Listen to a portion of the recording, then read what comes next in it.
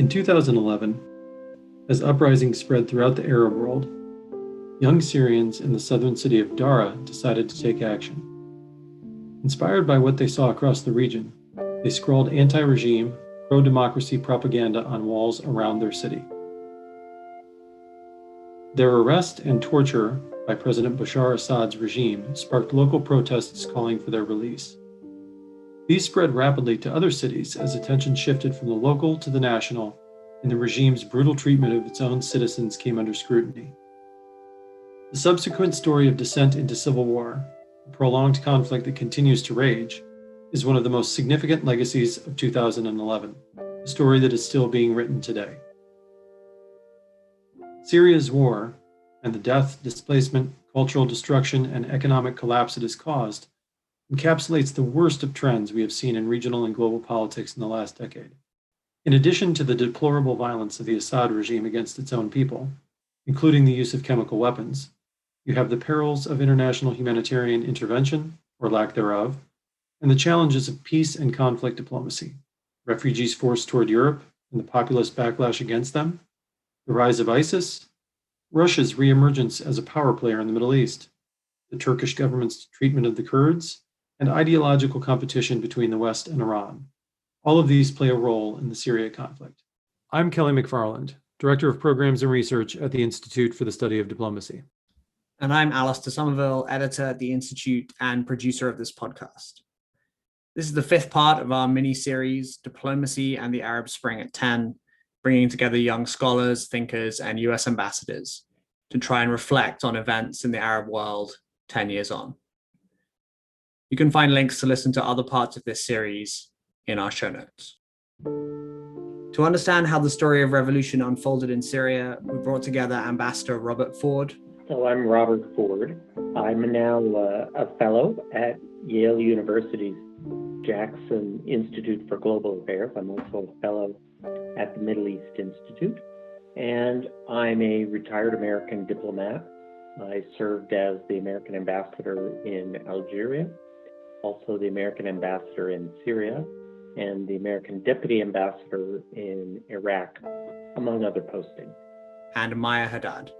My name is Maya Haddad, and I'm a graduate of the Georgetown School of Foreign Service, and I'm a Syrian citizen. And for the past 3 years, my work has very much focused on justice and accountability, mostly in Syria, but across the Middle East as well. As participants in the Tunisian, Egyptian, and Yemeni revolutions also recalled, the early days of protests in Syria too were largely peaceful. However, the brutal dictator Bashar al-Assad clings to power to this day. So I arrived in Syria at the end of January 2011.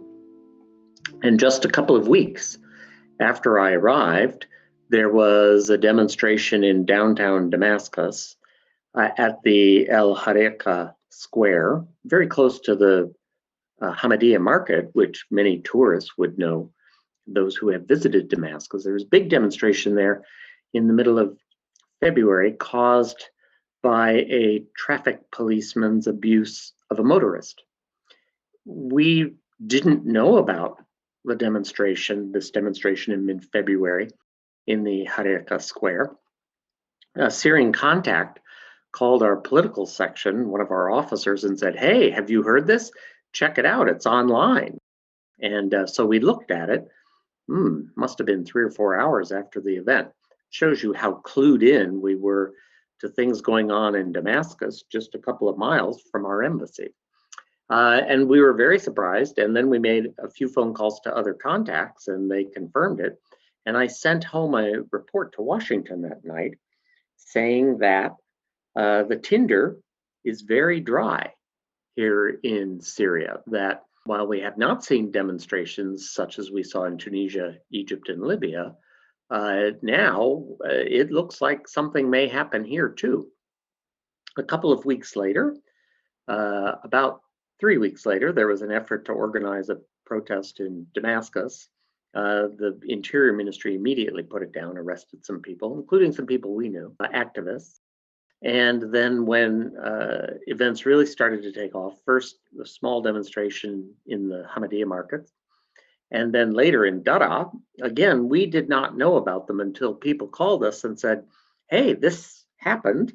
Look for it here on YouTube or on Facebook. We always seemed to be chasing news on social media. The political section of the embassy had good contacts, but I would never suggest that the Americans understood what was happening moment to moment or hour to hour.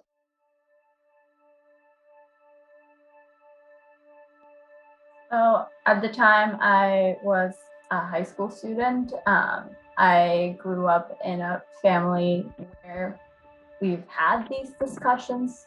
Naturally, I grew up in a household that always encouraged me to speak about it, and but with the understanding that this is something that we don't talk about outside of the house, and this is just something that feel free to talk about it here, but we don't talk about it that much with other people. And so I think when the protests began in Egypt, that was probably the most, like, that first time that I really felt like, oh wait, like, could this be something where we, that this could happen in Syria? And slowly, people were starting to talk about it, like in my class or some teachers or things like that. And it started to become more real that this could happen in Syria at any moment.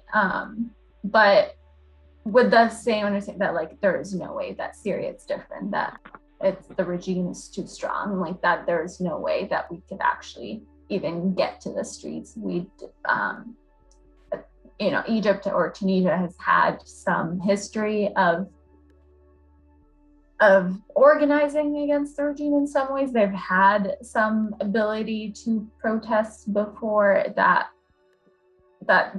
which is something that has never existed in Syria's history. And so there was some hope, but I would say very much people were never really expected that this could take off, at least in Damascus and being in the capital city. But I think also what reassured it then also is people tried to protest when things started in Libya. People tried to protest in front of the embassy in February of 2011. And everyone was like, oh yeah, this will never happen in Syria. Like this, yeah, absolutely not. So when March came around, I think honestly, it was a shocker. I never thought that this is where we would be now, like 10 years later. What struck me the most by mid-March was how quickly the protest movement was expanding. And initially, protest, small thing in Damascus, and then in Dara, much bigger, more serious.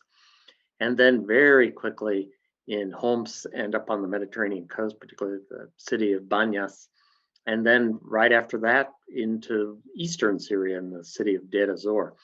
So the most amazing thing to me out of all of this was how quickly it spread. And I guess the other thing listeners should understand is Syria was, still is, but Syria was a heavy duty police state.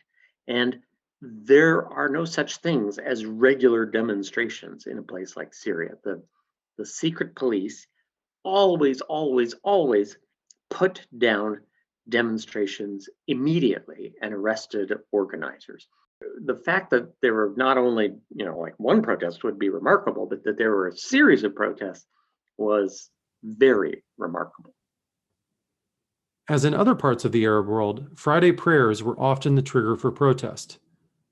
Here's Maya Haddad.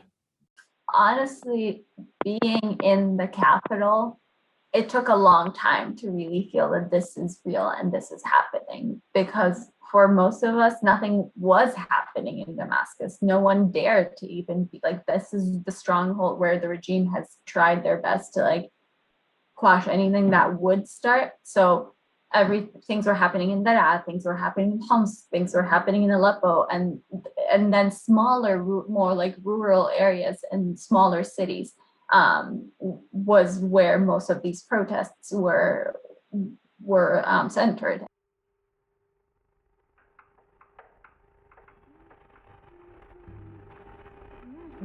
every Friday prayer, people will go to the mosque and someone at some point will shout something at the end of the prayer, and that would be the starting point for most of the prayer. So every Friday, we were glued to our TV because now, for the first time, unlike any time else, you have the technology to be able to let the world know what is happening in different places. And people were recording on their phones, recording on different things, and people were on Al Jazeera or Al Arabiya or different channels trying to see what's happening, because unless you lived outside of the city or in some of the more cities that are further out from Damascus, you really didn't see it as much. Not that saying that it didn't happen in Damascus, it was happening to an extent, but at a much smaller scale than any of the other cities. But also it was being addressed way much faster and way quicker by the police immediately, compared to any of the other provinces. Things did continue as normal in Damascus, except for Fridays. Like, no one dared to go out of the house because you didn't know what was going to happen. How did events in spring and summer 2011 develop from a policy perspective? Ambassador Ford identified 3 priorities for the U.S. Embassy. We had 3 things going on as the Syrian revolution spread. The first was our communications with the Syrian government. We urged them not to use violence, and we urged them strongly to open a sort of dialogue with the opposition and with the protest movement. We got a positive reception of that message from some of Assad's advisors, Hussein Shaban, for example. And at one point, even Walid Muallim asked me, the American ambassador, as well as the French and British ambassadors, we were all in the same meeting.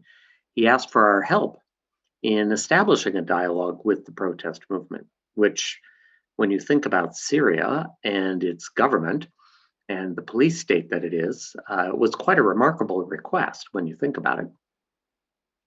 That was one track. Second track was talking to, I don't want to say leaders of the protest movement, because in the spring and summer, it didn't really have a leadership. It was very flat. That very flatness enabled it to continue because the Syrian government was arresting all kinds of activists and organizers. But because there was no 1, 2, or 3 single organizers, the mass movement really couldn't arrest your way out of the problem. But we did talk to people, and we urged no violence, absolutely no violence. And we urged them to find a way to talk to the government. So we were urging both sides to have a dialogue. When I went to Hama in June of 2011, my message to them was, you have big, huge protests. We understand that, but no violence. And to be honest, they weren't violent. I distinctly remember in Hama, the Friday of big demonstrations when I was up there, we drove around the city late morning, and I remember passing by the main city headquarters. Well, it was about 11 o'clock, hot June day. 2 policemen sitting out on the street outside the headquarters building in white plastic chairs, sitting in the shade of a tree, sipping tea. They hardly looked like they were expecting violence or that they were on a war footing. So in our conversations with activists, we kept urging no violence and dialogue. The third thing that was going on was the Americans themselves were trying to figure out what more to say besides no violence and dialogue. No violence and dialogue is an easy one. Harder to say, what should the Americans do about it? As the violence got worse, and in particular from the government side, and I didn't mention, I should, the American embassy was coordinating with other embassies from Europe and also from Asia, the Japanese embassy in particular. We would go to different parts of the Damascus region and sometimes to other Syrian cities and observe the protests from a distance, and then come back and share our findings with that diplomatic group. So we had a lot of conversations in groups with European diplomats and in particular Japanese diplomats about what was going on and what younger diplomatic staff who were out watching these protests, what they were seeing and who was starting the violence and things like that. There's also a lot of cooperation among the defense attaches who were going to some of the hotter areas where there had been gunfire in the past. It was very clear to us, I think all of the diplomats involved from all of the countries, that the government was primarily responsible for the violence, that there were instances here and there of protester violence, but the overwhelming majority of violence, including killings, was coming from the government, which was also, we knew, arresting lots of people and people were disappearing. President Obama's administration first thought about urging that Bashar al-Assad step aside in July. Obama in June had said Assad should either lead the reform effort and help for a transition to a new kind of government or get out of the way, step down. That remained the administration's policy, but by late July, there was more and more pressure on the Obama administration to change it to just urge that Assad step down. Pressure was coming from multiple sides, from members of both parties in the American Congress, from a number of different communities inside the United States, including Syrian American organizations in politically important places like Ohio, from foreign governments, most especially European governments. The French government was quite outspoken on this in their conversations with us, but so were the Saudis. Turkey was not. Turkey at this time still thought they could cut a deal somehow to get Assad to stop the repression. But a lot of other governments were coming in to the Obama administration and saying, you, the Americans, need to say he should step down and we'll join you. By mid-August, after the Syrian government had sent in its army to put down forcibly the big protests in Hama and in Deir ez-Zor in eastern Syria, then the Obama administration decided it had no choice. They were in a really difficult position politically in the United States. And there was a journalist named Matt Lee who was asking the department press spokesman all the time, Victoria Nuland, is Bashar al-Assad legitimate? It was a question that Victoria could never answer in a way that was going to please everyone. If she said, it's not for us to judge if he's legitimate, that's up to Syrians, then Matt would say, oh, well, he's killing Syrians. So how could they possibly say he's legitimate? Victoria couldn't argue that he's killing Syrians because the world could see that. If she said he's not legitimate because he's killing Syrians, then it's a very small step to say, well, then you Americans need to tell him to step down. There was no good answer to Matt Lee's question. And finally, Obama on August 11th just went ahead and said he should step aside. The night before he made that announcement, a senior administration official called me on the phone. We talked about it a bit. I told him I did not think it was going to change anything Assad was doing. His main concern, frankly, was he didn't want our embassy attacked again. We'd already had one attack in July, pretty serious attack. But I told him he shouldn't worry about the embassy being attacked after the Russians agreed with the United States in July that the Syrian attack on the American embassy in Damascus was wrong. The odds that the Syrians would do it a second time were very small. They knew the Russians wouldn't support it. So I said, I don't think that this is going to help us and the message we're trying to get across to the Syrian government here. But if you have to do it because of your political situation in Washington, we will be physically okay here in Damascus. And that was, I think, really what he wanted to hear. So the next day, Obama went out and said, Assad should step aside. The nuances of what Obama also said at the same time, that this was up to Syrians to choose how and when, that was all lost. The headline was that Obama said he should step aside. And Obama had never an intention of requiring or taking military force to force Assad to step aside. That was never in Obama's thinking.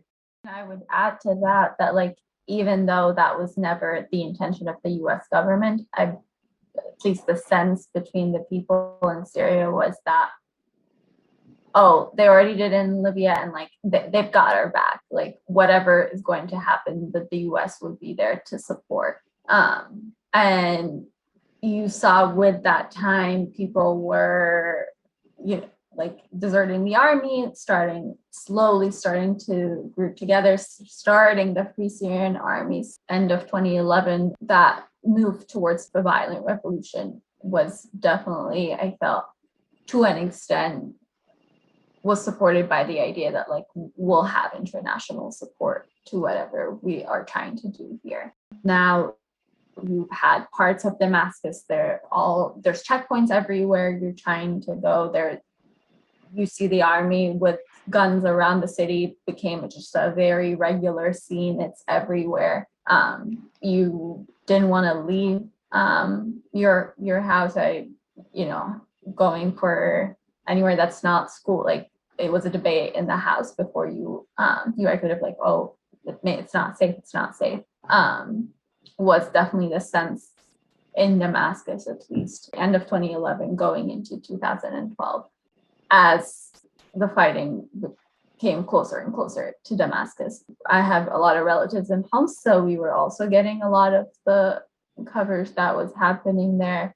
And we had so many relatives who left the city, who tried to get out immediately as the fighting started.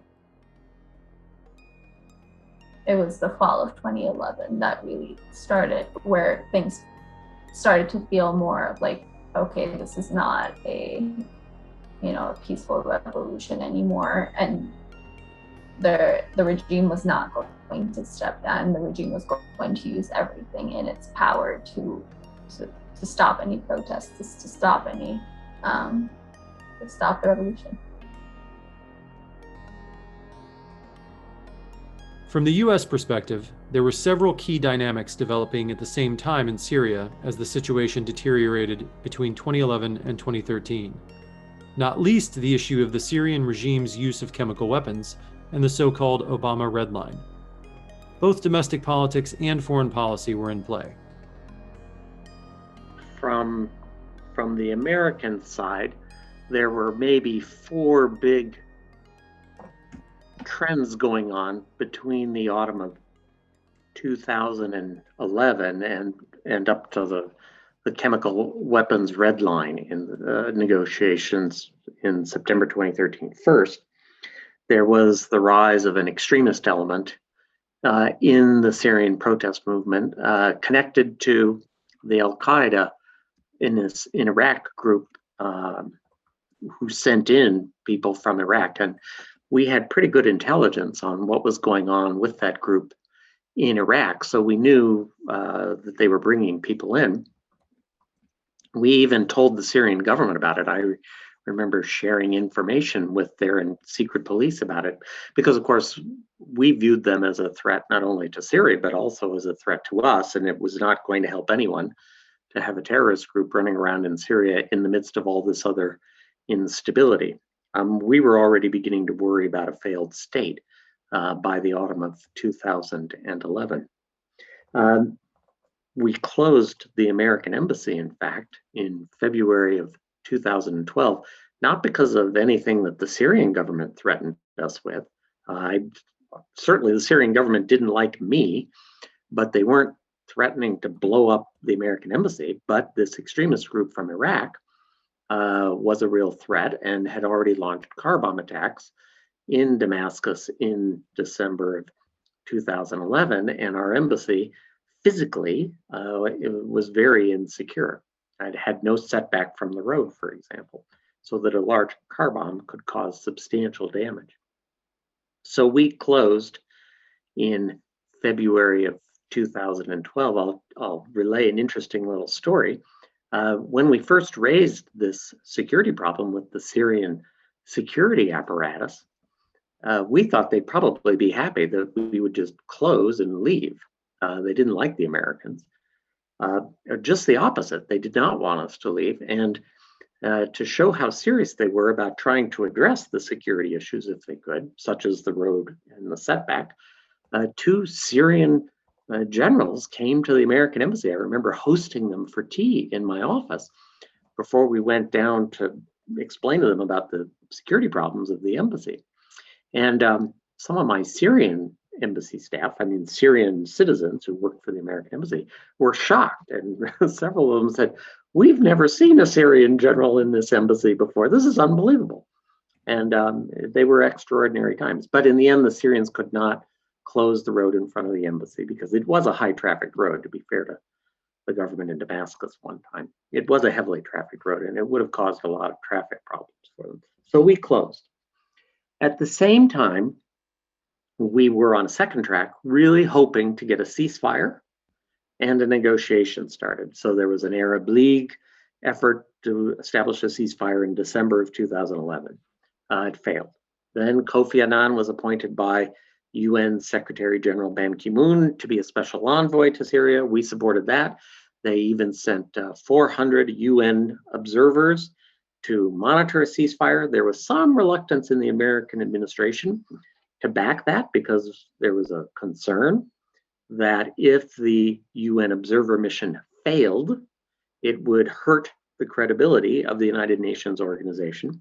But despite that fear, the Americans ended up backing Norwegian General Moon's 400-member observer force, but the ceasefire did not hold.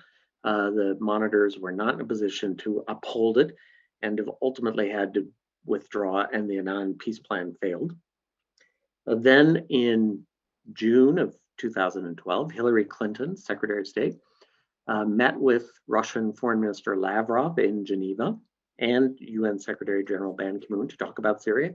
They came up with a fairly detailed peace plan. It was called the Geneva I plan, and it was signed by Clinton and Lavrov and Ban Ki-moon and other states, including Turkey, the Saudis, Arab League, Europeans. That was on June 30th, 2012, and it called for a negotiation between Syrians to set up a transition government with full authority by negotiation between the opposition and the Syrian government. And our thought was this would be a national unity government. We didn't see how Assad would be a part of it, since the Syrian opposition in the negotiations would never agree to Assad staying, but that wasn't an American condition. It was up to the opposition. We supported, therefore, the idea that there could be this peace negotiation, presumably under the United Nations auspices in Switzerland. And that was something we kept pushing throughout 2012 and 2013. There were two other American policy lines that merit discussion. One is what to do about the armed opposition. I personally urged Secretary Clinton and the American administration to arm certain moderate elements of the Free Syrian Army, the ones that would support the negotiation I was just talking about between the opposition and the government. And there were elements of the Free Syrian Army that did support such a negotiation. So that memo I sent was in June of 2012. We also warned in the memo, my Syria team, I had a great team of American diplomats working with me. We also warned that if we didn't help those moderate elements, the ones who wanted a political negotiation, if we didn't support them, they would be overtaken quickly by extremist elements connected to this Al-Qaeda in Iraq group that was steadily increasing in strength. In fact, we put that Al-Qaeda related element on the American terrorism list in December 2012, and I spearheaded that personally because I wanted to send a warning to the rest of the Free Syrian Army to stay away from these extremist elements. There was already signs of tactical cooperation on the ground, and we thought that was a terrible idea. Terrible politically for them in terms of making it harder and harder to get to a negotiated settlement, and bad for everybody because it would increase the influence of the extremists in Syria. I have to say on that, we were very unsuccessful. And the delays in providing arms and help to the moderate opposition did enable the extremists to gain ground in the armed opposition throughout 2013. Finally, there's the whole red line and chemical warfare issue, and I would just make a couple of quick points. Number one, we were surprised at the State Department when the president said what he did in August of 2012, that it would be a red line for the American government, because we knew the president didn't want to use military force in Syria. He had made that abundantly clear in National Security Council meetings. And to be frank, nobody, not the State Department, not the Pentagon, nobody wanted to send American military forces into Syria. We had just finished removing the last American forces out of the Iraq War, and the Iraq War was an extremely bitter experience for the American public at large, but also for American officials. I don't think anyone working on Syria at this time thought that the Iraq War was an example of success. We all looked at it as pretty much a dismal failure. We didn't want to repeat that in Syria. We had this sort of absurd situation after the president's August 2012 statement about the red line, where the Syrian government would test how deep was that American red line drawn in the sand. So they would do little chemical attacks here and there, very small, but they were testing the Americans' envelope. And finally, in August 2013, they did a pretty big chemical attack, ended up killing hundreds, if not 1,000 people. May have been a little more than what they were expecting. And in the video images across televisions in the United States made it a totally different situation from the smaller attacks that we had seen during the late autumn of 2012 and then throughout the spring. And the president had to react. I think he might have done a bombing if there had not been a UN team already on the ground looking at some of these smaller incidents that I was just talking about. But they were there. And the American bombing would look like we were prejudging the evidence. So it sort of stayed the president's hand. And I think, frankly, Obama himself was never keen to do bombing. As I mentioned, he didn't want to use military force in Syria ever. And I think he was concerned, not unreasonably, that were he to bomb and Assad then continued to use chemical weapons, Obama would have to bomb a second time, harder. And if Assad did chemical weapons yet again, Obama would be required to bomb a third time, harder still. And there would be this kind of escalating spiral up that he would not be in control of. Assad, in a sense, would be in control of it. And I think Obama was not comfortable with that.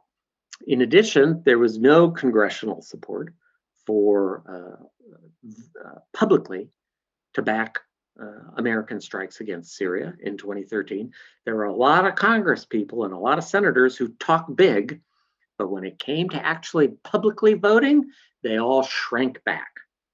It's a real lesson, I think, in the rhetoric coming out of the Congress versus what they're actually prepared to do. Of course, we know that the chemical weapons deal didn't really change Assad's behavior all that much. He has used chemical weapons repeatedly since the deal in September 2013, including on some occasions, even using sarin gas as well as chlorine gas. I personally do not view the 2013 deal with the Russians, later formalized in United Nations Security Council Resolution 2118. I do not view that as a big achievement of American diplomacy. Ambassador Ford, I just have a small follow-up question on that, on how much did it factor in as well that some people still supported the regime and they were still going out in masses. A lot of it has been forced and a lot of it is that's what you're taught and that's what you do. And like people enjoyed the status quo, especially when you were benefiting from this regime in different ways. And so my question is also like on how much did that factor in the American decision on how to act? Sadly, even until this day, many people still don't believe Assad has done anything wrong, and it's all the international community's fault. I don't think the Americans ever understood as well as we needed to the social and political basis of Assad's support. I think we believed that they were more isolated than they really were, although we certainly understood that they still had pillars of support that enabled Assad to continue.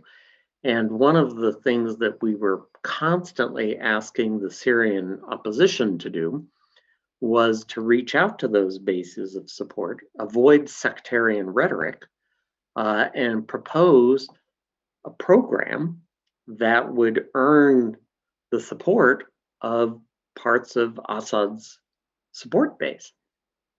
I have to say on this, the Syrian opposition disappointed us a great deal. I can remember at one point we were so frustrated that the Secretary of State asked me to draft something. And I said, absolutely not. I said, one of the problems from Iraq was that the Americans were always doing everything, and it had to be the Iraqis that did stuff to make it sustainable. And if we start doing this in Syria, we're going to end up going down the same blind alley that we did in Iraq. And we should not do that. We have to get the Syrians to do it. The Syrian opposition that we were working with, full of people who had lived outside of Syria for a long time, or people that had just left Syria, and all of them being influenced by different foreign governments, Turkey, Saudi Arabia, Qatar, the Europeans, the Americans, they were just never able to do this.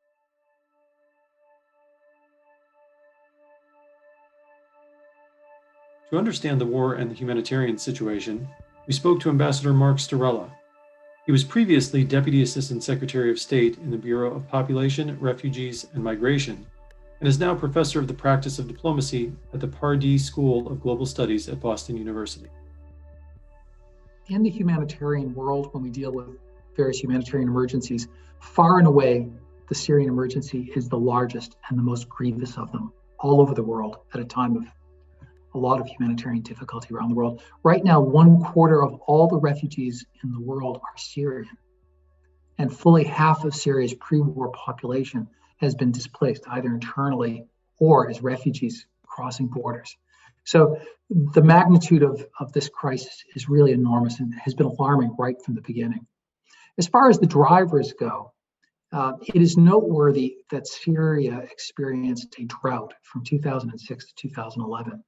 And that drought led to a lot of people from rural areas moving into urban areas, especially Damascus, and creating a much more combustible situation there.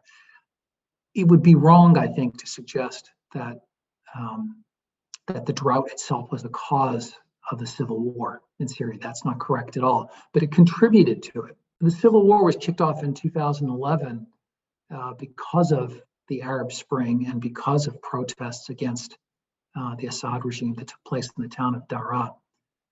But the real driver of this terrible humanitarian tragedy has been a series of catastrophic events. There have been waves of migration in Syria, and the waves have followed the course of the civil war, which has gone through several different phases.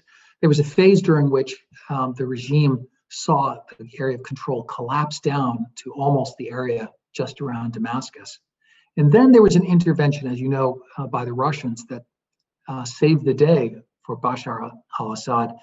And Assad and the Russians carried out a series of attacks that were particularly brutal and directed against civilian populations.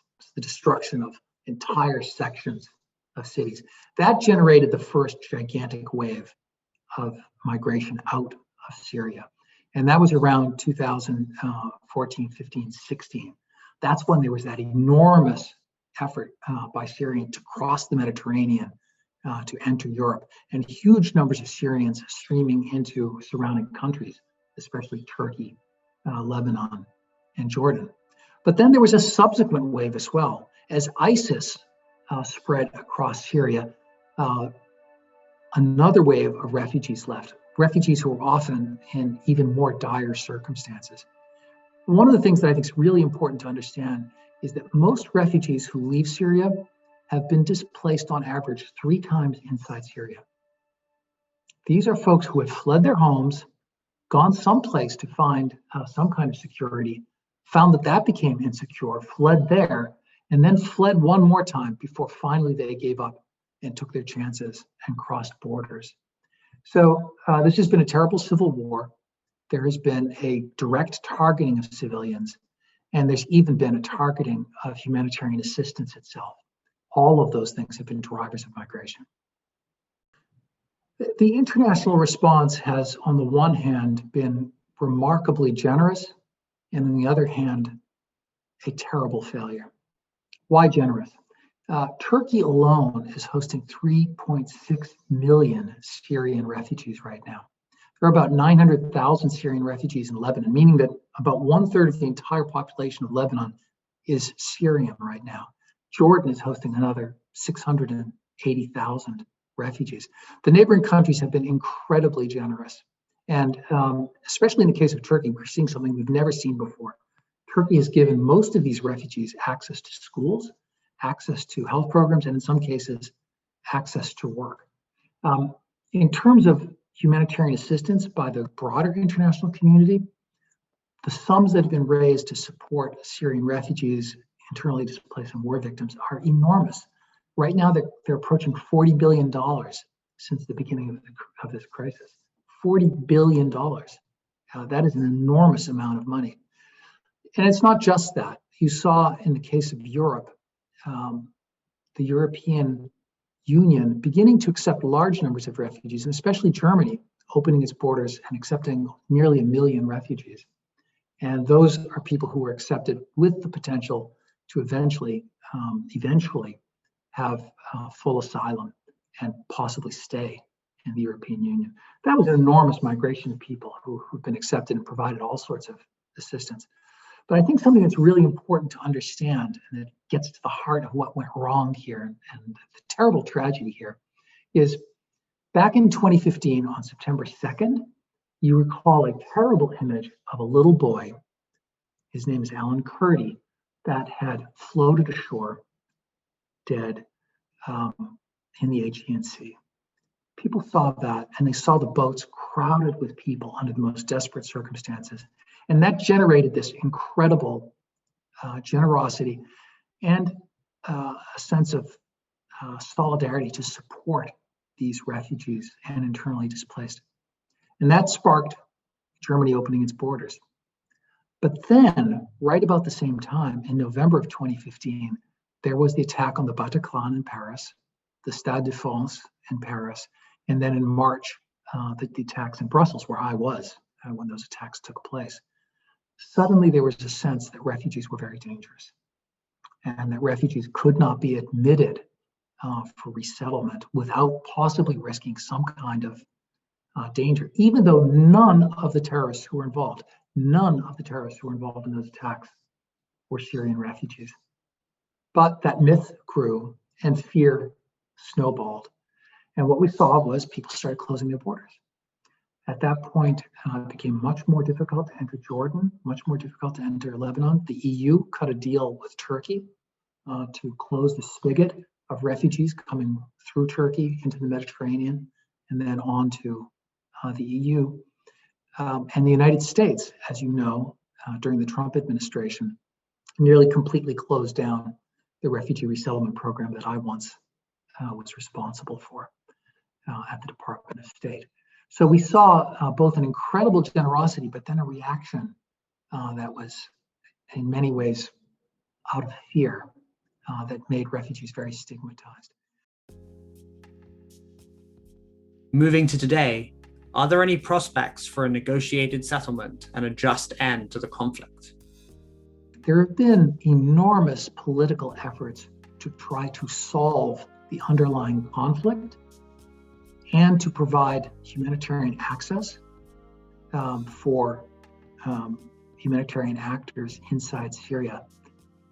This has turned into a terribly cynical game. There have been 4 UN special representatives trying to negotiate some kind of a solution. They've all failed over and over and over again. In Geneva, there was something called the Humanitarian Access Task Force, where the United States, Russia, Iran, and others met and have met for a long time to discuss how to provide humanitarian access for victims inside Syria. To my mind, those efforts have been manipulated for the most cynical geopolitical reasons, with terrible euphemisms being used, referring to internally displaced in parts of Syria as being located in hard to reach places. There was nothing hard to reach about these forcibly displaced. It was simply that the regime would not allow humanitarian actors to reach them. Here's Ambassador Ford. On the humanitarian situation, it is so tragic. And while I do not think the Americans are going to be able to extract political concessions from Assad, I think they do have abilities to shape the humanitarian situation for the better. And I wish, therefore, the Americans would focus more on what they can achieve positively instead of sort of uselessly expending resources to try to develop leverage that will never come. Two things in particular. Number one, there is a gigantic 5.5 million Syrian refugee population in Turkey, Lebanon, and Jordan. The ones in Lebanon are particularly vulnerable.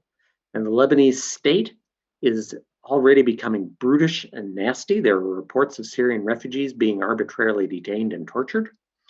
And I think the Americans need to be more involved helping those Syrian refugee communities with material assistance, but also when governments treat them badly, like the Lebanese government, the Americans need to go to the Lebanese government that's pleading for American support and which we do give military aid to.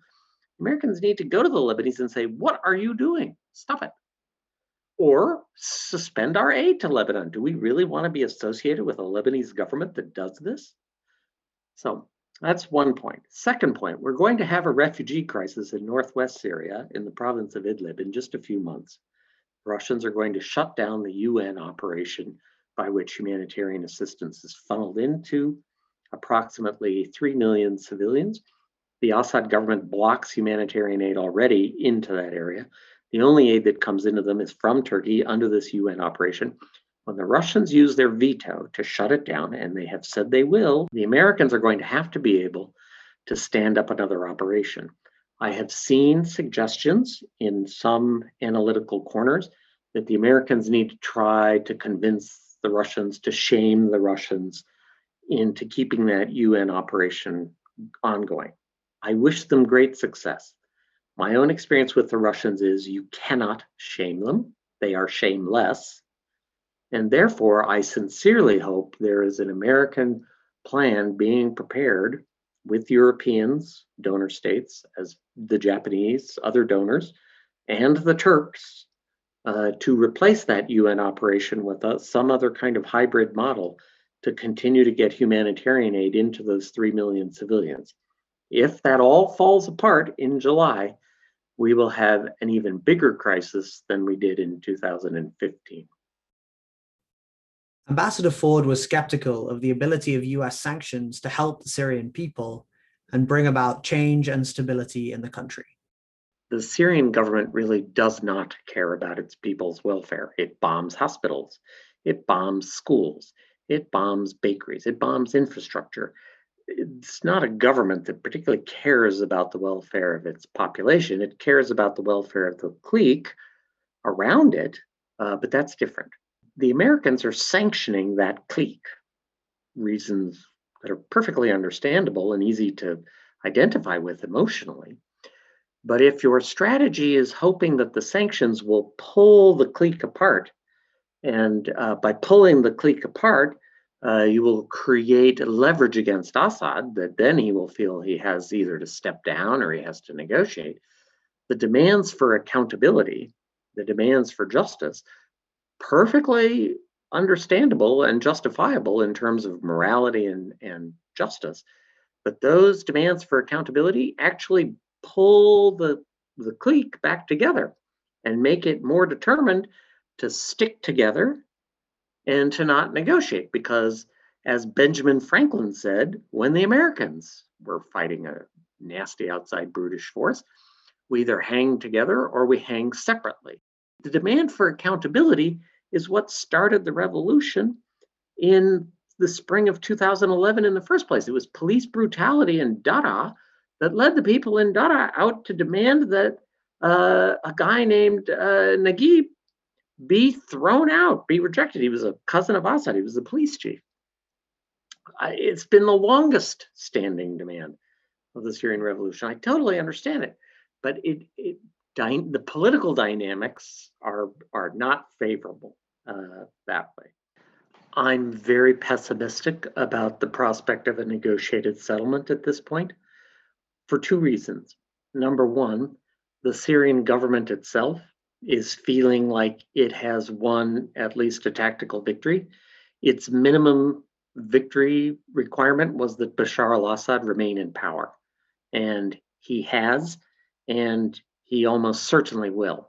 There's no clear way he could be removed by military force at this point. The other reason I'm pessimistic, beyond the unforgiving nature of the Syrian government, is that the opposition itself is very fractured. It still has no particular program to sell. It still has no particular vision that is earning the support of Syrians inside the country. And it doesn't really even have an organic connection with whatever armed opposition is left. And so it's not in a position to deliver the armed opposition's acceptance of whatever negotiated agreement the political opposition might conclude with Damascus.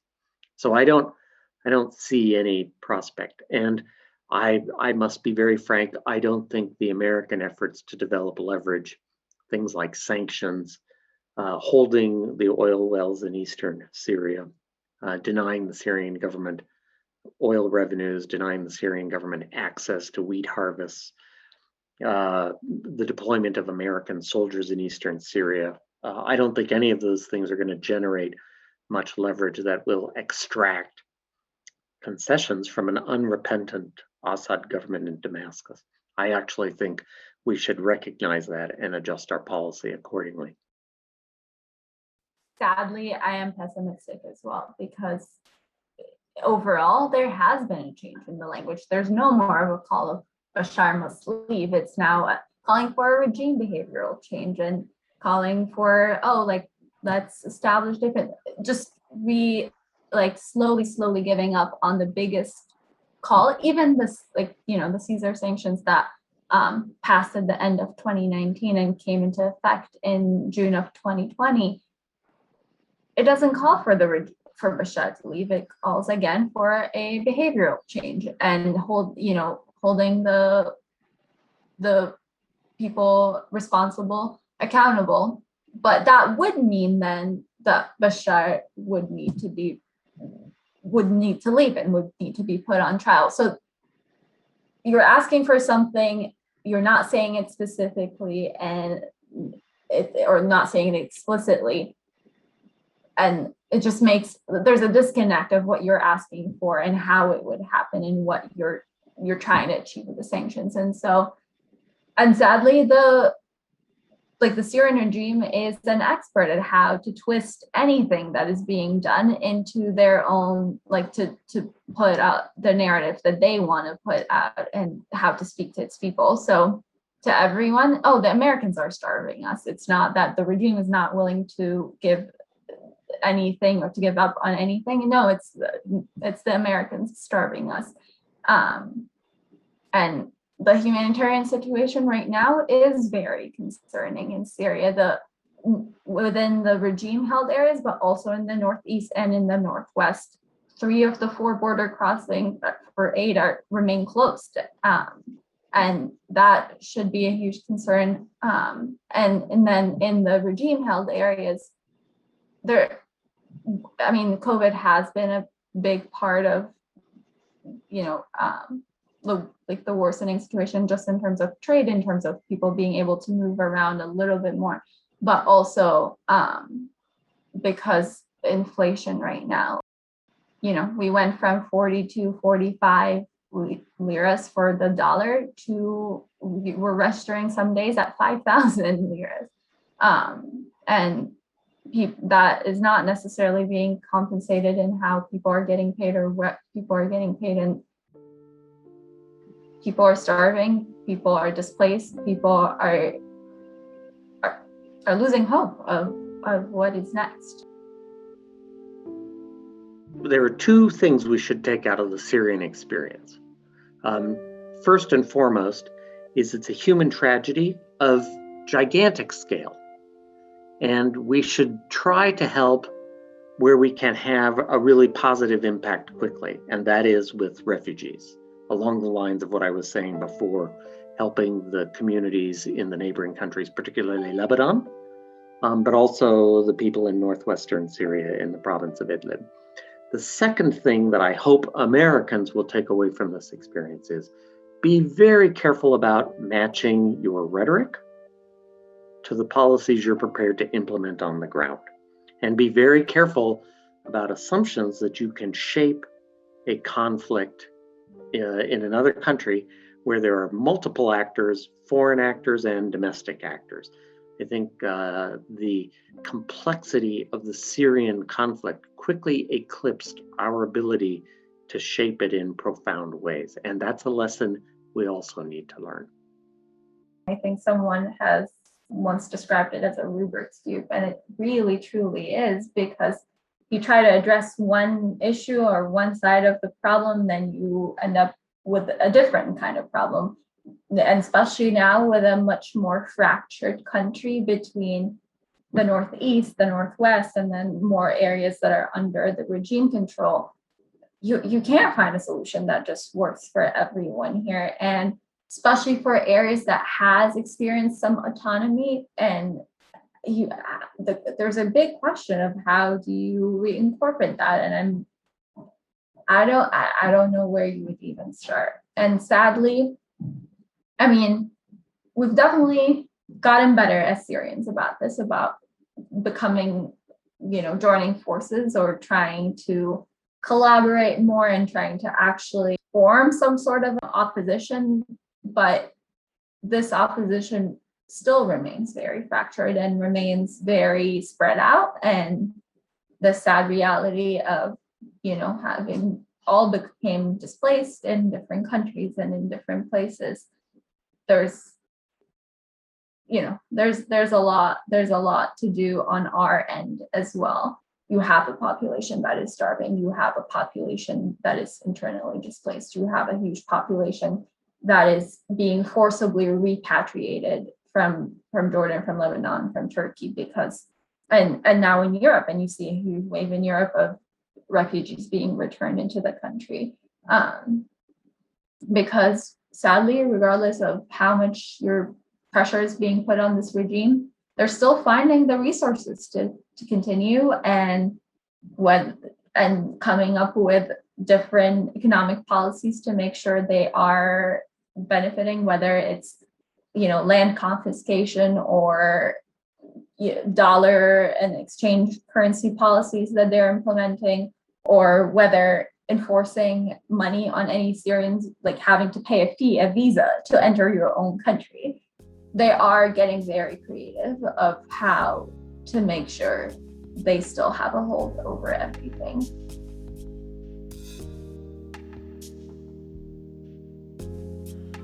Next week, in a final wrap-up episode, we'll hear a conversation with Stephanie Williams, a former US diplomat who most recently served as the acting special representative of the United Nations Secretary General in Libya, and was instrumental in efforts to form a new government there earlier this year. She will help us think through the situation in Libya today, as well as developments throughout the region over the past 10 years.